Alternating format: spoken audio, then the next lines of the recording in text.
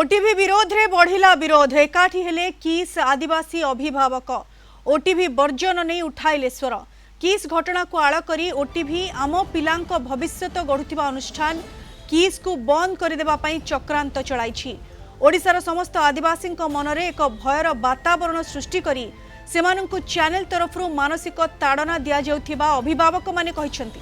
खाली सेतिकि नुहे एठारे पढ़ुथिबा 40,000 छात्र छात्री को मध्य एही चैनल अस्तव्यस्त करदेलाणी।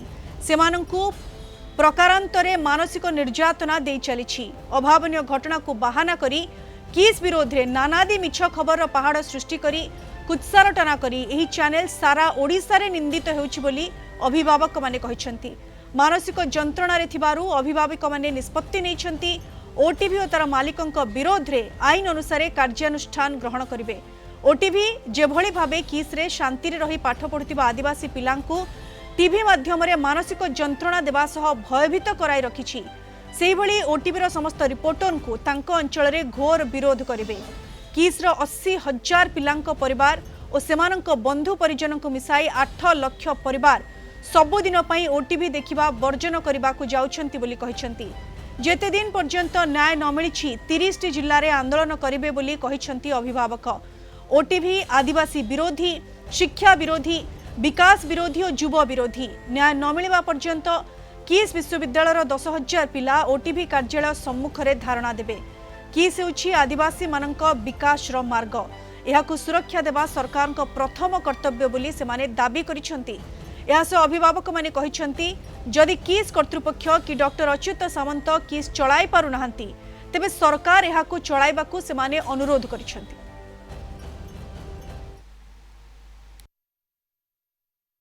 बोला दिया चल दिन जाउतला से छमना का भल से पाठ पढ़ले बोली गरी आज का लोग विरोध करछन। ओ टीवी रो मालिक गोयंत पंडा बेईमान से गुडे कोला अंग्रेज काहे कि से आदिवासी मुकर पछा पडु छे काहे कि से आदिवासी मुकर सबले पछा पडु छे काहे कि डॉक्टर सामंत शंकर पछा पडु छे जवाब देबार के पड़वा। आज आदिवासी मुकर समस्त जिन शपथ करबा मुई शपथ करी कहू छे आपन मला इन शपथ लेकरी जिबार के पड़वा। ओ टीवी रो मालिक गोयंत पंडार ना राजी हमें समस्त आवाज उठाबर के पड़वा। की अनुष्ठान आदिवासी बनाइलो आके जिबे ई छुआ माने जतल पाठ पढ़ी आके जाउछन नेशनल जगह रे जे खेली करे होछन ना रखुछन ओडिसा रो से सही नहीं बार का करी किसके बदनाम पुरजे काय करी बार किस रो पोछा पुड़ी काय करी। आज हम दुर्बलता चोबली की आवाज उठो जैसे आपन में तेतुन अरे किस पर तार कोन अवदान अछि किस विषय जानि जन कना किस पिला पढुजे केनते से जानि जन के किस पिला कला खोजे से जानि जगे। आज हम दुर्बलता अछुबली आज से गेट का सिर हलौ छन हमर जिल्ला रे जते भी गार्डियन अछन समस्त को डाकी करी हमें समस्त को हमर लोग बुझामा हमर पिला केते भल से रहबे स्कूल केते भल से चलबा। किस अनुष्ठान जदि हमर ए अनुष्ठान रो सुरक्षा पई हमर समस्त कर्तव्य रही। केवल वर्ष को थरे बा दि थरा जो गार्डियन मीटिंग होची आसुचे बसुचे किछि कथा को जाउछु सेटा हमर दायित्व संपन्नर कार्य नुह। मु आशा रखिबे एवं आपण मान निकट प्रार्थना रहिबो हमर ब्लॉक लेवल रे जोठी संभवपर पंचायत लेवल रे एवं जिला लेवल रे हमर ए जो कापा अनुष्ठान रो संगठन को सुदृढ़ करबार आवश्यकता रही।